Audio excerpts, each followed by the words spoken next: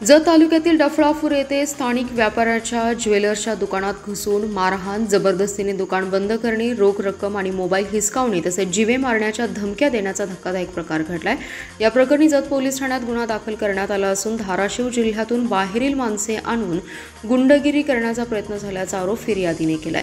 महेश दत्तात्रय पोद्दार यांनी दिलेल्या फिर्यादीनुसार दिनांक 3 जुलै रोजी सकाळी 9:30च्या सुमारास त्यांनी त्यांच्या आई सुनंदा पोद्दार यांच्यासोबत आपलं दुकान उघडलं होतं। यावेळी ते ग्राहकांशी व्यवहार करत होते।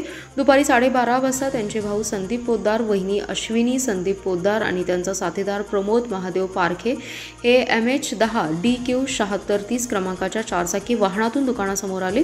प्रमोद पारखे यांनी दुकानाचे मेन गेट बंद केलं तर संदीप पोद्दार आणि अश्विनी पोद्दार यांनी दुकानात येऊन तिजोरीच्या चाव्या दे, दुकान बंद कर असं सांगत ग्राहकांना बाहेर काढलं। महेश पोद्दार आणि त्यांच्या आईने याला विरोध केला असता संदीप पोद्दार यांनी महेश यांना कानशिलात मारलं।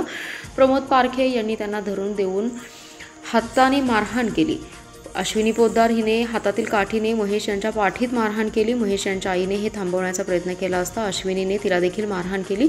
यात त्यांच्या डाव्या हाताचं मनगट, उजव्या हाताची करंगळी आणि उजव्या पायाचा घोटा जखमी झालाय। त्यानंतर दुकानातील ड्रॉवरमध्ये ठेवलेली 30,000 रुपयांची रोकड आणि ट्रेझरीच्या चाव्या जबरदस्तीने काढून घेतल्या तसेच सुनंदा पोद्दार यांच्या हातातील मोबाईल प्रमोद पारखे यांनी हिसकावून घेतला। विरोध केल्यानंतर तिघांनी शिवीगाळ करत जीवे मारण्याची धमकी दिली।